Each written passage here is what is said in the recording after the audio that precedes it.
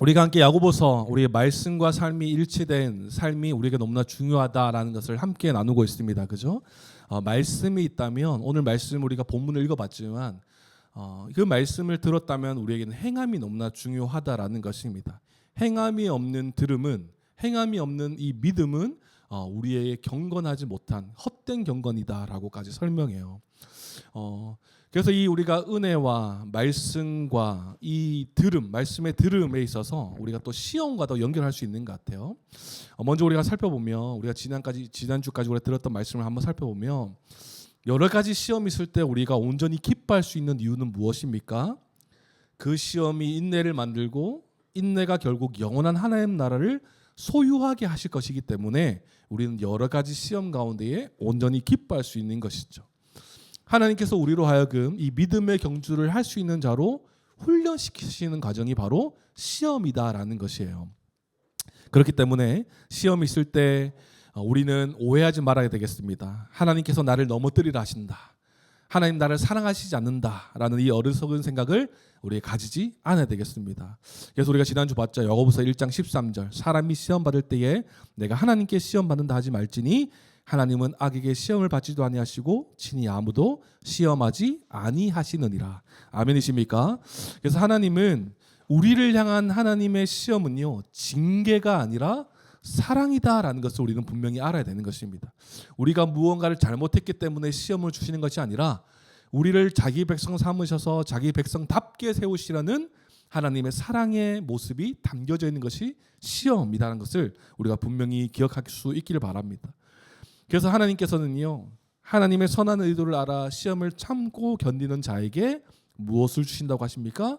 생명의 면류관을 주신다라고 약속하셨습니다. 그래서 시험을 참고 견디는 모습을 통해서 하나님을 사랑하는 모습이 드러나는 것이에요. 우리가 하나님을 향한 사랑의 고백을 많이 합니다. 찬양도 하고 하나님 사랑합니다. 하나님 너무 좋습니다. 막 고백하지만 결국 이 사랑의 진짜인지 가짜인지가 언제 나타나냐면 여러 가지 시험을 만날 때 하나님을 향한 사랑이 드러난다라는 것이에요. 그래서 우리가 정말 이 시험을 만났을 때 우리 하나님을 향한 신뢰와 사랑의 모습으로 이 시험을 잘 감당할 수 있는 저와 여러분 되길 소망합니다. 그래서 이 하나님은 우리에게 시험을 주심으로써 더 연단해서 하나님 나라 백성으로 살아가게 하시는 것입니다. 그래서 야고보서 1장 18절은 뭐라고 말했냐 하니까 이렇게 말씀했어요. 그가 피조물 중에 우리로 한 첫 열매가 되게 하시려고 자기의 뜻을 따라 진리의 말씀으로 우리를 낳으셨느니라. 아멘이십니까? 그래서 하나님께서는 우리를 낳으셨기 때문에 우리를 여러 가지 시험 가운데서 책임져 주시는 분이세요. 믿으십니까? 그리고 하나님은 우리를 피조물 중에 첫 열매 삼으시려고 온갖 좋은 은사와 온전한 선물을 주셔서 그 시험을 감당하게 하실 것입니다. 그렇기 때문에 이 시험을 만날 때 우리가 성숙한 성도, 하나님을 사랑하는 이 모습이 잘 나타나서 결국 하나님께서 주시는 약속하신 생명의 면류관 우리 모두가 다 받고 누리는 저와 여러분 되기를 주님의 이름으로 축복합니다. 아멘. 그래서 오늘 우리가 말씀을 볼 때 결국 이 시험에 대한 얘기를 하다가 갑자기 이제 19절부터 갑자기 이제 듣는 것, 말하는 것, 뭐 이런 얘기를 해요. 근데 결국 우리가 오늘 말씀을 통해서 우리가 앞으로 일어나는 많은 시련이 또 있을 것이고 또 그런 시험이 있을 때 우리가 어떻게 직면해야 하는지를 말씀하고 있어요. 시련이 왔을 때 어떻게 직면하고 어떻게 인내할 수 있을 것인가에 대한 말을 하고 있는 것입니다.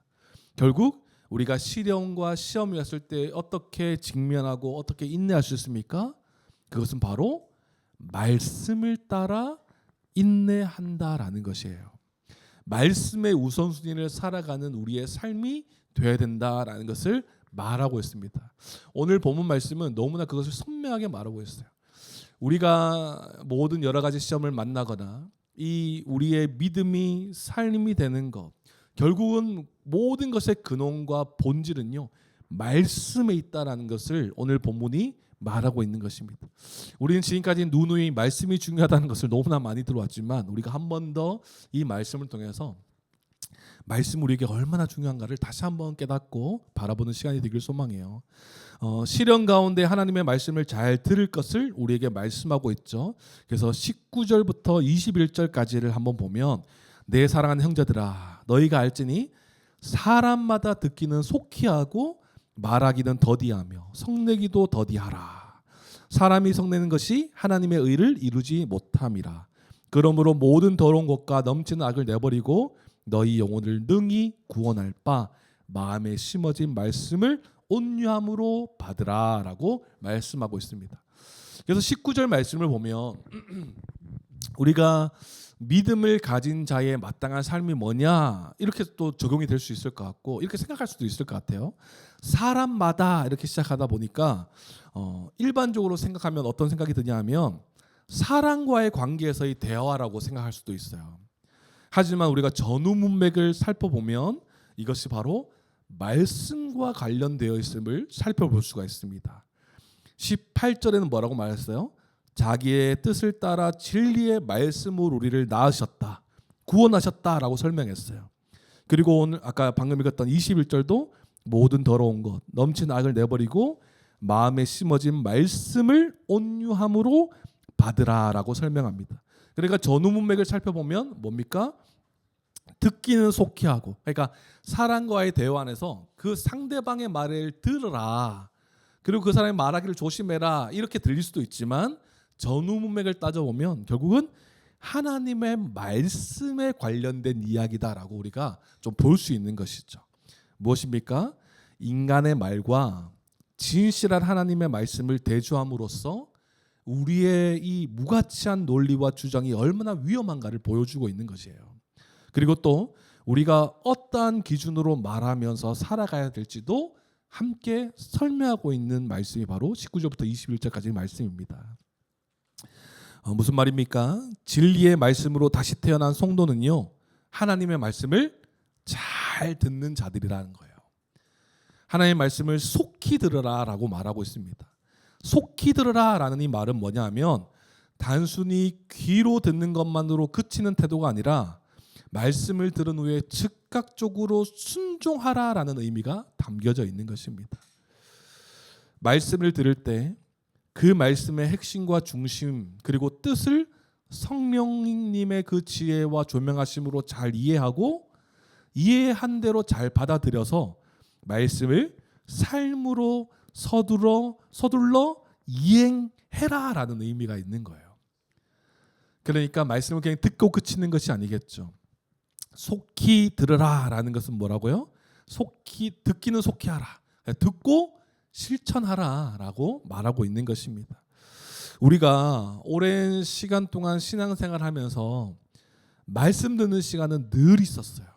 예배 시간, 수련회, 그리고 오늘도 우리가 말씀 듣는 시간을 함께 가지고 있지 않습니까?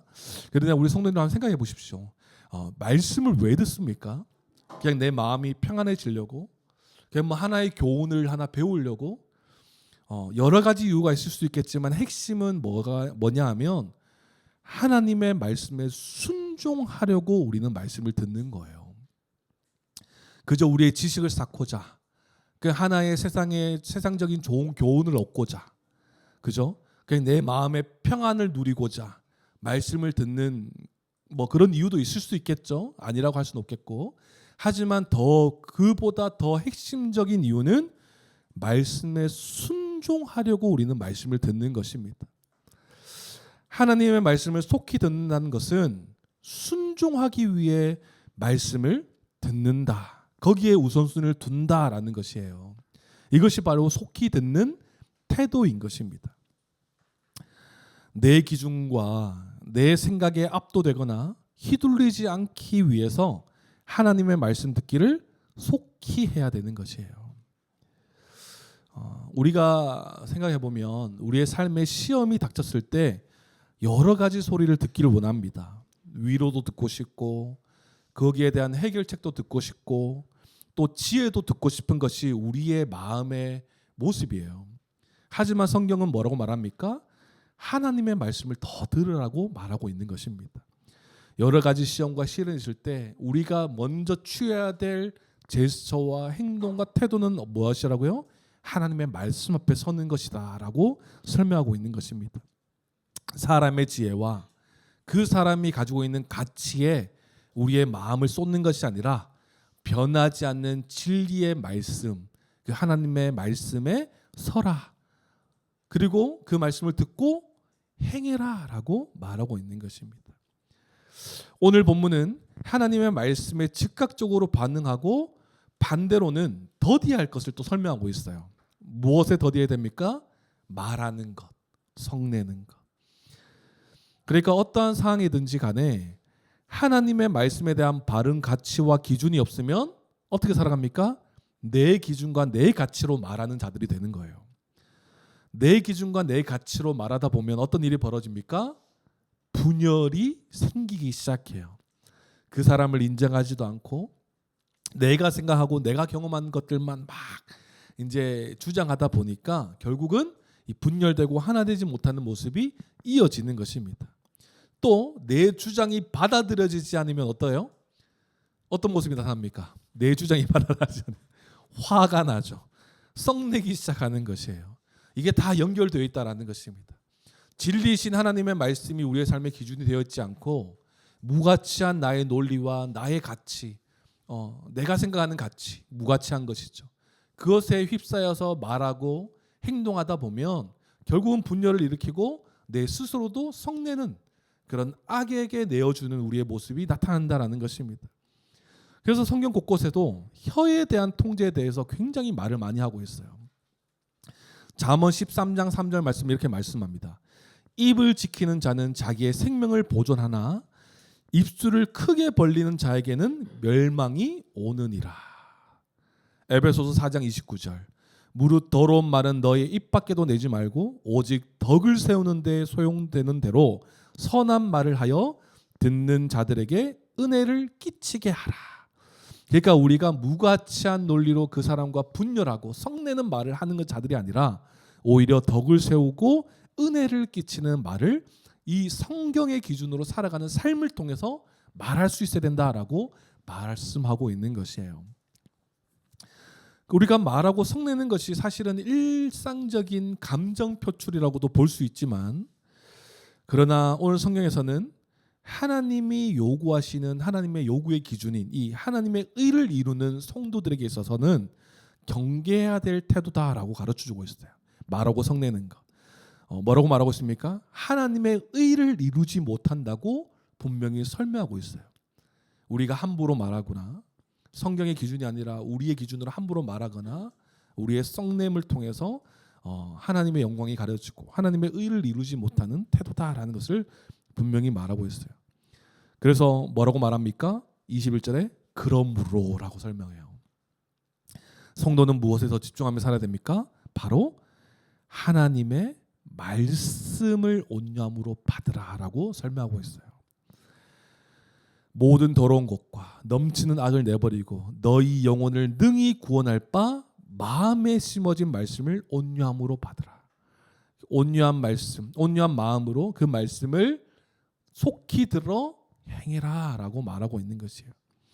쉬운 성경을 보면 이렇게 말해요. 뒤에 구절만 좀 보면 여러분의 마음에 새겨진 하나님의 가르침을 겸손하게 받으시기 바랍니다. 이는 여러분의 영혼을 구원하는 가르침입니다. 현대인의 성경은요 이렇게 또 설명해요. 마음에 새겨진 하나님의 말씀을 겸손히 받아들이십시오. 그 말씀에는 여러분의 영혼을 구원할 수 있는 능력이 있습니다. 이렇게 설명해요. 구원의 능력이 담긴 하나님의 말씀을 속히 듣는 우리 모두가 되기를 소망합니다. 속히 듣고 속히 들으라는 말 안에 담겨져 있는 순종하여 행하는 우리 모두가 되기를 소망해요. 그렇게 살아가기 위해서는요 우리가 뭘 해야 되냐 하면 21절의 말씀을 보니까 모든 더러운 것과 넘치는 악을 내버려야 하는 것이에요. 헬라어로는 아포티테미라고 하는데 옷을 벗어버리는 것을 의미합니다. 옷을 벗어버리는 의미. 우리 성도들에 있어서 삶의 원리는 무엇입니까? 벗고 입은 현재성을 늘 기억하며 살아가는 자들이 바로 성도들인 거예요. 우리는 무엇을 벗었습니까? 옛사람의 습관을 벗어버린 자들이에요. 그리고 무엇을 입었습니까? 새 사람을 입었고 새 사람에 걸맞는 그 옷을 입은 자답게 살아가는 현재성이 우리에겐 주어져 있어요. 또 무엇입니까? 죄를 따르지 않고 의를 따르는 자가 되었다라는 것이에요.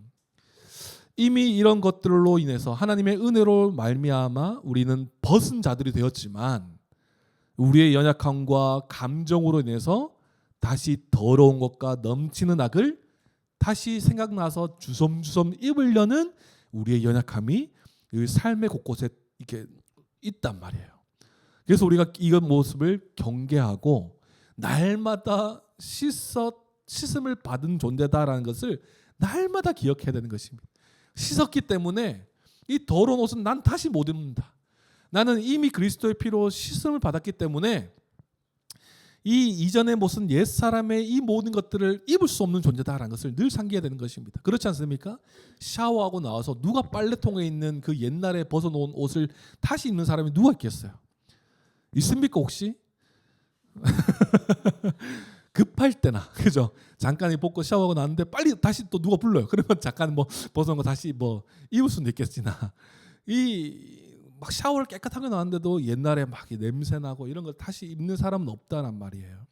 우리의 모습이 그렇다는 것입니다. 우리는 이미 벗은 자들 되었고 또 새 사람은 입었으나 여전한 이 이미와 아직 속에 연약함이 있기 때문에 우리가 늘 해야 될 것은 무엇이에요?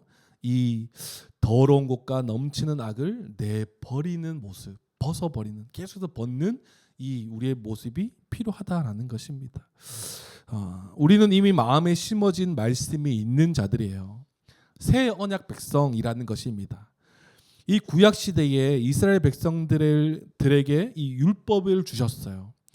이 율법을 지키고자 이 이스라엘 백성들은 노력했지만 그들의 마음의 죄성 때문에 다 실패했지 않습니까? 그래서 하나님은 새 언약을 약속하시면서 예레미야 31장 33절에 이렇게 말씀하세요. 뭐라고 말씀하냐니까 그 중간절에 보면 곧 내가 나의 법을 그들의 속에 두며 그들의 마음에 기록하여 나는 그들의 하나님이 되고 그들은 내 백성이 될 것이라 라고 말씀하세요. 뭐라고 말씀하십니까? 행하지 못했던 실패했던 그 죄성으로 인해서 지키지 못한 율법을 하나님은 이제 새 언약을 맺으시면서 그 나의 법을 그들의 속에 두고 그 마음에 기록하여서 그들을 지키면서 살아가는 하나님의 백성, 자기 백성 삼으시겠다라고 약속하시는 거예요. 그리고 에스겔서 36장 26절에 27절 우리가 너무나 잘 아는 말씀 아닙니까? 또 새 영을 너희 속에 두고 새 마음을 너희에게 주되 너희 육신에서 굳은 마음을 제거하고 부드러운 마음을 줄 것이며 또 내 영을 너희 속에 두어 너희로 내 율례를 행하게 하리니 너희가 내 규례를 지켜 행할지라. 아멘이십니까? 그러니까 이게 다 약속된 하나님의 말씀 아니었습니까? 성령님을 통해서 그리스도를 통해서 구원받은 자에게 성령님을 통해서 이제 마음의 율법을 새겨 주신 거예요. 그래서 이제 우리는 이 말씀을 통해 또 이 성령님이 오셨기 때문에 성령님을 통해서 더욱더 우리 안에는 어떤 마음이 들어요? 말씀을 사랑하고 말씀대로 살고자 하는 갈망이 막 일어나는 거예요.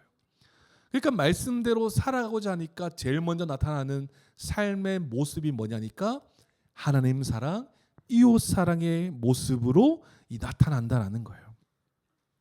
하나님 사랑, 이웃 사랑하는 이 거룩으로 이 성령의 역사가 우리 안에 이미 시작되고 이루어지고 있다라는 것을 성경은 계속해서 설명하고 있는 것입니다. 우리는요 말씀을 지켜 행할 수 있는 자들 된 것입니다. 할렐루야.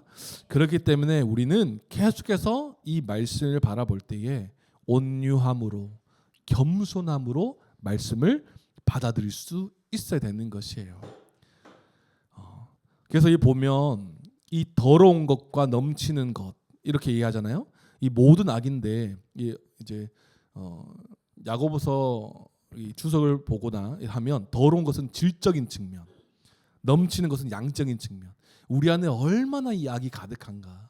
그래서 이런 것들을 다 화내지 않고 버리라라고 벗어버리라라고 성경은 설명하고 있는 것이에요. 그래서 우리가 집중해야 될 것은 우리를 온전하게 하는 이 마음에 새겨진 말씀, 이것에 우리는 온전히 하나님께 나아갈 수 있어야 되는 것입니다. 그래서 또 22절, 25절은 또 뭐라고 말합니까? 22절부터 25절 우리 한번 한 목소리로 한번 읽어볼까요? 시작. 너희는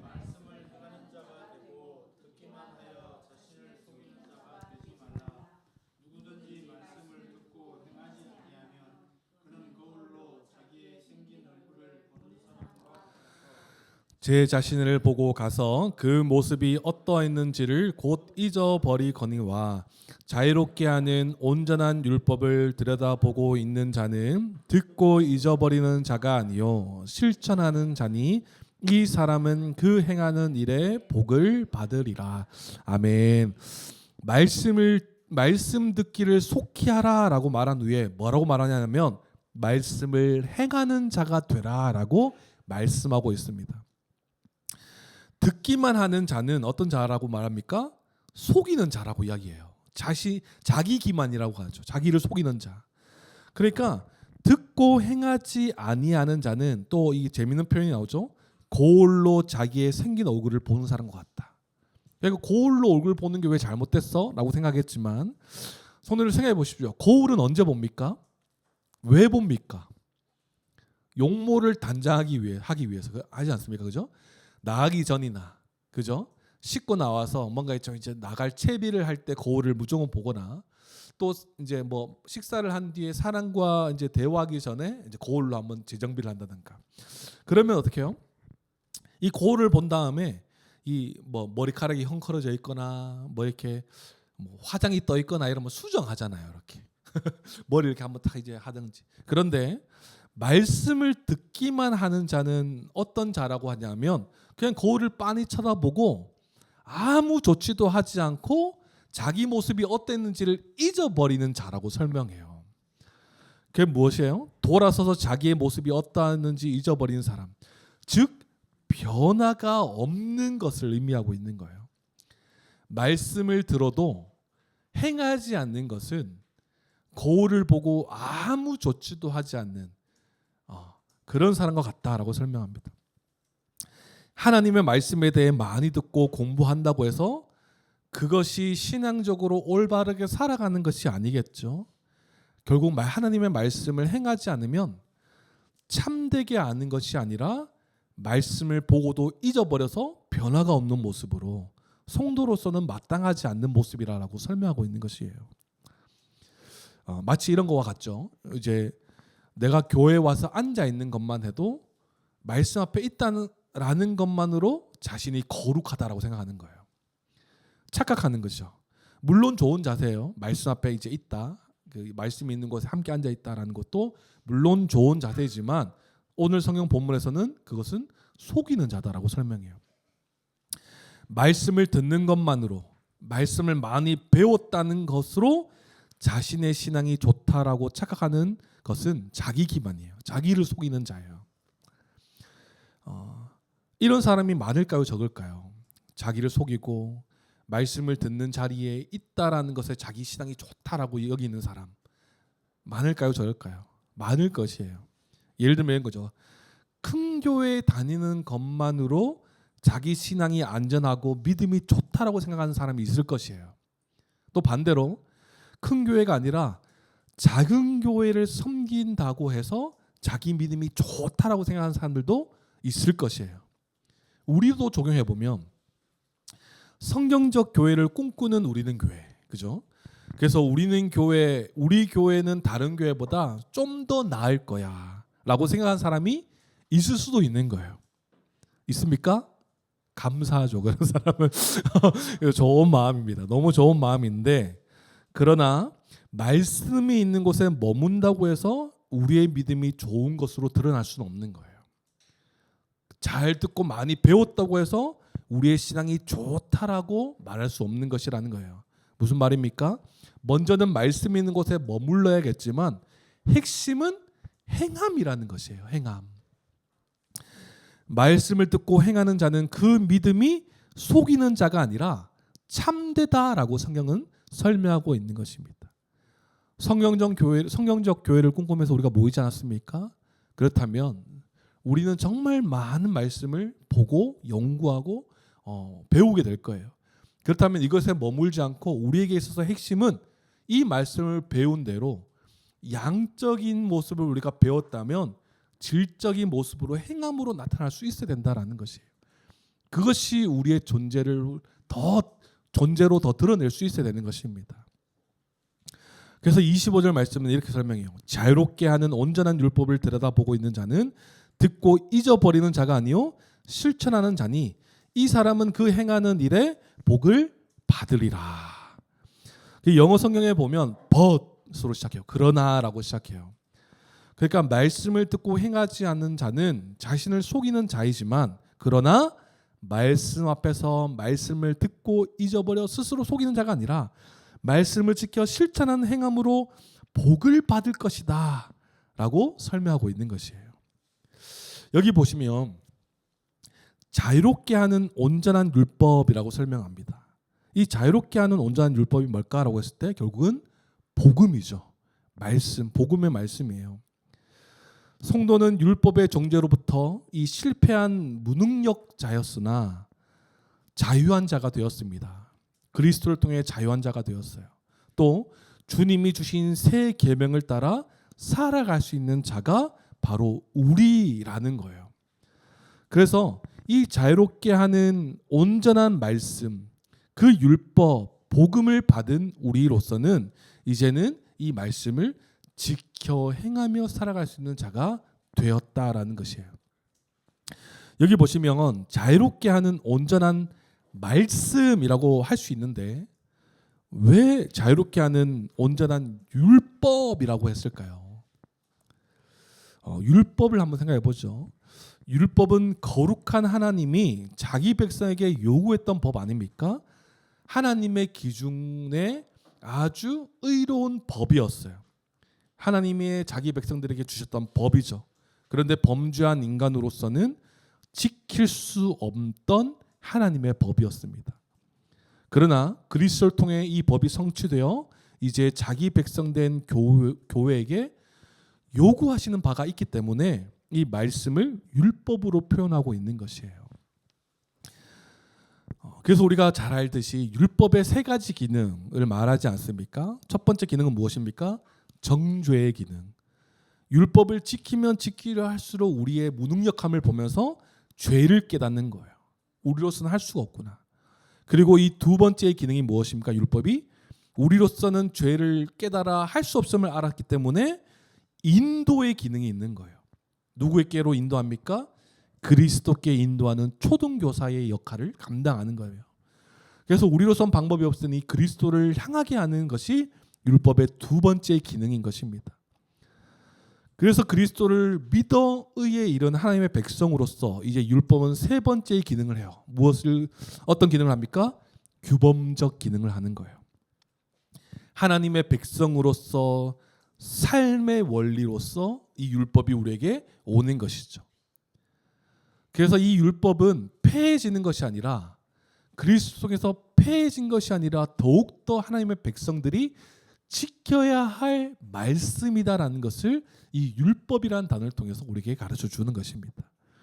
그래서 이 율법은 이제 우리를 정죄하는 것이 아니라 자유롭게 하고 온전하게 하시는 율법이다라고 설명하고 있는 것입니다. 믿으십니까? 그래서 그리스도를 통해 성취된 율법은 이제 우리는 이 법을 삶의 규범으로 삼아서 이 말씀을 지켜 행하며 살아가야 되는 것이에요. 그래서 이 그리스도를 통해 성취된 율법에 있어서 최고의 법이 뭐냐라고 했을 때 야고보서 2장 8절에 나와요. 너희가 만일 성경에 기록된 대로 내 이웃 사랑하기를 내 몸과 같이 하라 하신 최고의 법을 지키면 잘하는 것이거니와 이렇게 설명해요. 그래서 성경에 기록된 하나님의 율법 최고의 법이 뭐라고 나옵니까? 이웃 사랑이라는 거예요. 지체들을 사랑하는 것을 말하고 있는 것입니다.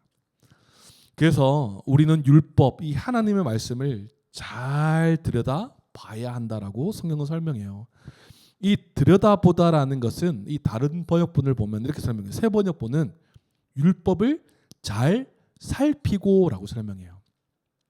그리고 NIV 영어 성경에는 골똘하게 보다라고 설명하고, NLT 조금 쉬운 영어 성경에 보면 꾸준하게 보다라고 해석되어 있어요. 그러니까 무엇입니까? 이 복음의 말씀을 계속해서 자세히 살피는 것이 우리에게 있어서 너무나 중요하다라는 것을 말하고 있어요. 우리가 거울을 볼 때 어떻게 봅니까? 자세히 살피죠. 그냥 대충 보고 갔다가 낭패 봤던 적이 얼마나 많습니까, 그렇죠?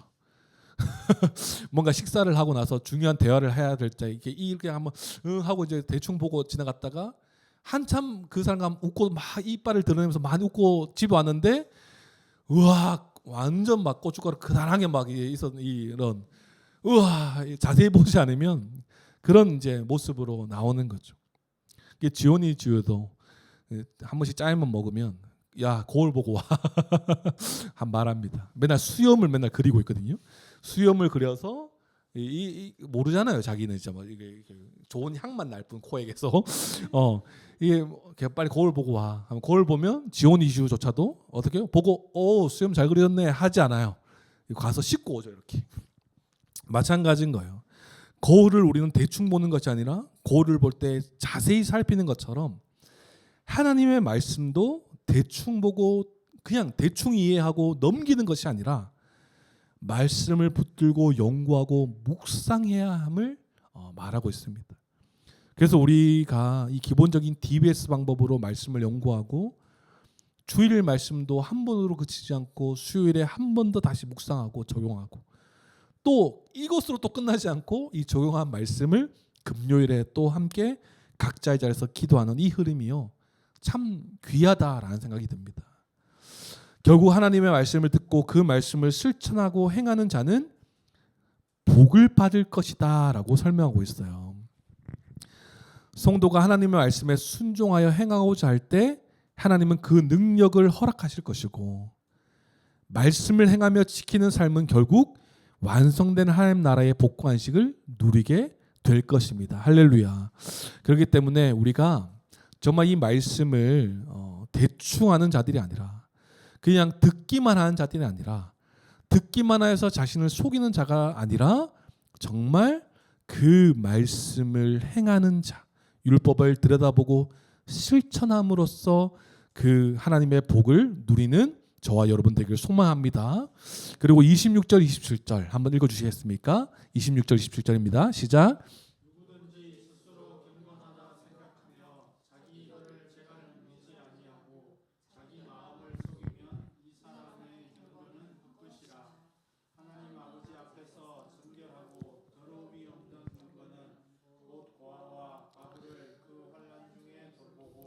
또 자기를 지켜 새 속에 물들지 아니하는 그것이니라. 아멘. 말씀을 기본적으로 행하는 자는요, 혀를 잘 다스리는 자다라고 설명해요.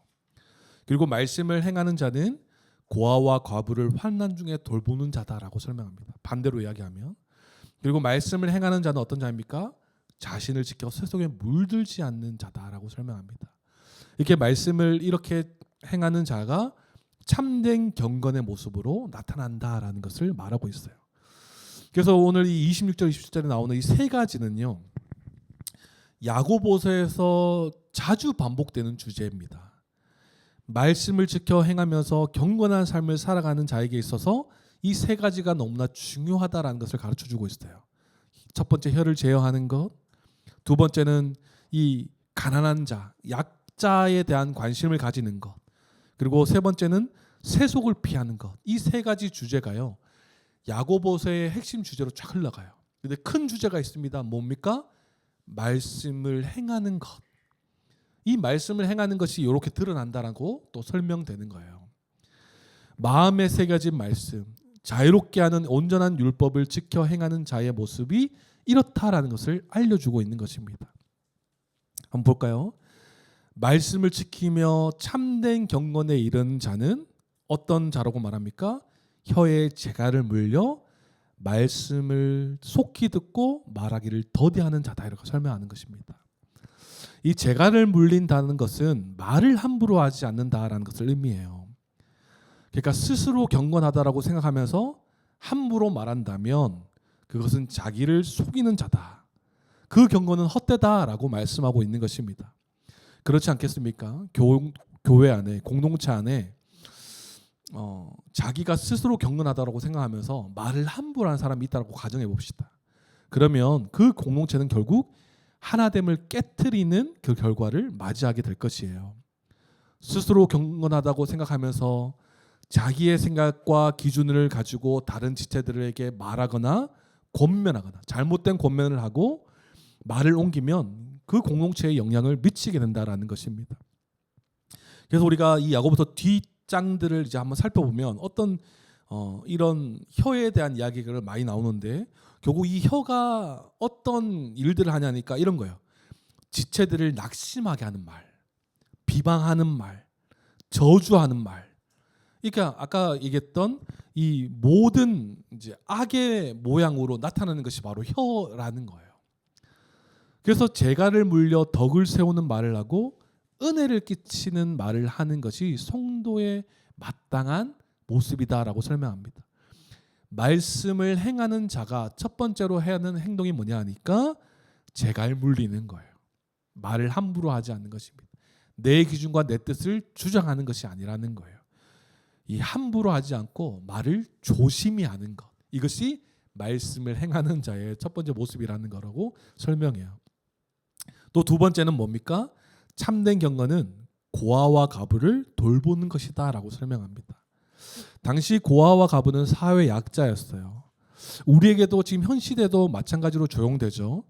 그저 말씀을 듣고 스스로 경건만 세우는 자들이 아니라 그 말씀이 우리의 삶에 적용된다면 우리의 시선과 마음은 어디를 향합니까?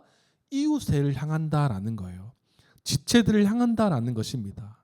소외되고 약한 지체들을 생각하는 것만 아니라 찾아가는 모습. 이 교회 지체들뿐만 아니라 주변에 있는 약자들을 돌보고 사랑과 관심을 쏟아서 도움이 필요한 자들에게 실제적으로 돌보고 도움을 주는 것. 이것이 바로 참된 경건, 하나님의 말씀을 따르는 자의 모습이다라고 말하고 있는 것입니다. 이런 모습은 하나님 앞에서 정결하고 더러움이 없는 경건이다라고 말해요. 다시 말하면 하나님이 원하시는 경건의 모양이다라고 설명하는 것입니다. 그래서 우리가 말씀을 듣고 행한다라고 했을 때 처음 가장 뚜렷하게 드러나는 모습이 뭐냐면 사랑의 모습이라는 거예요. 여러분들 우리가 말씀을 듣고 행하는 삶에 있어서 내가 말씀을 들었고요. 그 말씀을 행하기 원한다라고 하는 그 지체들에게 지체를 미워하는 마음이 들겠습니까? 성경은 계속해서 우리를 용서하시고 사랑하신 하나님의 은혜의 내용이 계속 담겨져 있고 우리에게 가르쳐 주셨는데 말씀을 들은 자가 행하는 모습이 비방하고 욕하고 하나님을 깨트리는 모습이 있을 수가 있겠습니까? 없다라는 것이에요. 그래서 우리는 이 약자를 돌보는 것, 이것이 말씀을 듣고 행하는 자의 모습으로 잘 나타날 수 있어야 될 것이에요. 그리고 마지막으로 참된 경건은 어떤 모습으로 드러납니까? 세속에 물들지 않게 자신을 지키는 것이라고 설명해요. 세속은 타락한 세상을 말하겠죠. 세속적인 죄인들은 욕심이 그득해서 이 욕망과 쾌락을 위해 살아가는 자들입니다. 하나님이 있어야 할 자리에 다른 것으로 채우면서 끝없이 탐욕하는 탐욕으로 살아가는 자들이 바로 세속에 물든 자들이에요. 그런데 성도님 생각해 보십시오. 우리가 살아가는 삶의 터전이 어디입니까? 우리는 교회에서 매일 살아가면 너무 좋겠잖아요. 같이 식탁 교제하고 같이 모여서 막 기도하고 은혜 얘기하고 막 너무 좋을 거지만 우리의 결국 하나님께서 우리를 보내시는 자리가 어디냐면 이 세속이라는 거예요. 악한 욕심과 타락한 세상에 우리를 보내신다라는 것이에요. 우리의 삶의 터전은 이런 세속적인 세상인 것입니다. 무슨 말입니까? 언제든지 미혹될 수 있는 환경에 우리가 놓여져 있다라는 것이에요. 자극적인 것에 관심을 가지는 세속, 그리고 불을 쌓는 이야기들이 넘쳐나는 세상적인 기준과 가치를 이야기하는 이 세속에 하나님께서 우리를 보내신다라는 거예요. 그렇기 때문에 그 가운데의 신자들은 이 말씀을 기준으로 그런 것들을 경계하며 자신을 지키는 자들이 말씀을 따르며 행하는 자들, 하나님께서 허락하시는 참된 경건에 이르는 자들이다라고 설명하고 있습니다. 신자는 세상에 살아가지만 결국 세상에서 구별된 자임을 날마다 기억할 수 있어야 될 것이에요. 우리는 본질적으로 그들의 이런 죄악에서 벗어나 경건에 이르려고 서 있는 자들입니다. 우리는 이제 이 경건에 이르려고 그들에게서 벗어나서 산에 오르는 자들이 아니죠, 그죠? 그들과 함께 섞여서 그 가운데서 하나님의 영광을 드러내는 삶으로 구별하셨다라는 것이에요. 이것을 우리가 늘 기억해야 되는 것입니다. 우리는 그 가운데 그들과 섞여 살아가지만 본질적으로 그들과 섞일 수 없는 자들을, 그들이 말하는 가치에 우리의 마음이 뺏길 수 없는 자들이라는 것입니다. 그래서 로마서 12장 2절 이렇게 말하죠. 너희는 이 세대를 본받지 말고 오직 마음을 새롭게 함으로 변화를 받아 하나님의 선하시고 기뻐하시고 온전하신 뜻이 무엇인지 분별하도록 하라. 아멘이십니까? 우리는 이 세상을 살아가는 자들이에요. 세상을 떠나서 산으로 가는 자들이 아니라는 것입니다. 그 가운데서 구별된 자들이기 때문에 그 가운데서 말씀으로 자기를 지키고 많은 세속적인 기준과 가치 속에서도 우리가 물들지 않고 자신을 지키는 경건을 통해서 하나님의 영광을 드러내는 자들이 될 수 있어야 되는 것입니다.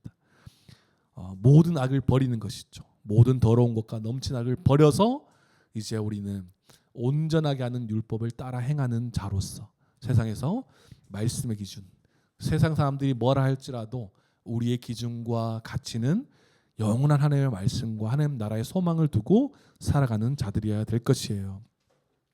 사랑하는 성도님들, 우리는 말씀을 듣고 신앙생활을 하고는 있지만 정말 이 말씀을 듣고는 있지만 우리의 삶 가운데 성내고 함부로 말하고 세속에 물들어서 모든 더러운 것과 악을 행하면서 소외된 자들에게 관심을 가지지 않는 이런 모습으로 살아갈 수 없는 자들인 것이에요.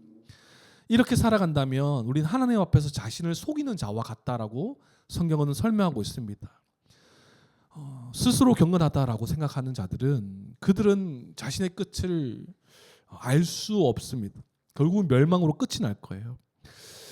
그래서 우리가 하나님의 말씀을 듣지만 행하지 않는 모습, 이런 모습이 나타나지 않아야 될 것입니다. 성도를 자유하게 하시고 온전하게 하시는 말씀이 우리의 삶으로 적용되어서 정말 그 경건의 모습으로 나타나지 않으면 그 경건은 헛된 경건이라고 성경은 말하고 있어요. 하지만 하나님의 말씀이 마음에 새겨져서 그 말씀을 상고하고 순종하며 행하는 자는 참된 경건으로 하나님께 인정받게 될 것입니다. 우리가 함께 하나님의 말씀이 얼마나 중요한가, 또 우리가 하나님의 말씀을 함께 얼마나 많이 들었습니까? 우리 한번 돌아보시죠. 우리가 하나님의 말씀을 많이 배우고 또 많이 또 GBS도 함께 나눴고 양육을 통해서도 배웠고 많이 들었어요. 그런데 정말 내 삶에서 적용되어서 순종하며 행하는 모습으로 나타났습니까? 말씀의 선포가 있고 가르침이 있는 이 시대에 말씀을 많이 알고 말할 수 있다 하더라도 행하지 않으면요 아무 소용이 없는 것입니다. 우리는 말씀을 어떻게 대하고 있는가를 한번 생각해 보기를 바랍니다. 그저 듣고 넘기는 말씀인지, 거울을 보고도 아무런 조치나 행동도 하지 않는 그런 모습인지 우리가 한번 살펴보기를 바라요. 많은 우리가 성경적 교회를 꿈꾸면서 와서 말씀이 참된 기준과 가치라고 우리가 말하면서 모였지 않습니까? 그런데도 말씀을 듣고도 우리의 삶에 그 말씀에 따른 행함이 나타나지 않는다면 우리는 거울만 보고 있는 자들이에요. 거울을 보고 뒤돌아보서 잊어버리는 삶. 많은 성도들이 이런 모습 아니겠습니까? 주일날 말씀은 기쁨으로 들었지만 돌아서서는 다 까먹고, 그죠? 세속 가운데에 물들어서 자기도 지키지 못하고 함부로 또 말하고 이런 모습 얼마나 많겠습니까? 그런데 우리의 모습을 한번 돌아보자라는 것이에요. 우리가 정말 말씀을 어떻게 대하고 있는가? 우리는 주님의 말씀을 통해 죄를 깨닫게 되었고 그 죄를 유일하게 해결할 길이 그리스도뿐임을 알아 믿게 된 자들이었어요. 그래서 믿어 우리는 하나님의 백성된 교회가 되었습니다. 할렐루야. 바로 이것이 바로 말씀을 통해서 이루어진 거예요. 그렇다면 이제 하나님의 백성된 교회로서 우리에게 이 말씀이 우리가 어떻게 다가옵니까? 삶의 규범으로 와서 우리에게 자유롭게 하는 온전한 율법으로, 마음에 새겨진 율법으로 이 말씀이 우리에게 새겨져 있다라는 거예요. 그래서 우리의 마음 가운데에 하나님의 말씀에 대한 갈망과 지키려는 막 갈망들이 우리 가운데 막 일어나야 되는 것이에요. 말씀대로 살고자 하는 막 소망이 막 우리 가운데 일어나야 되는 것입니다.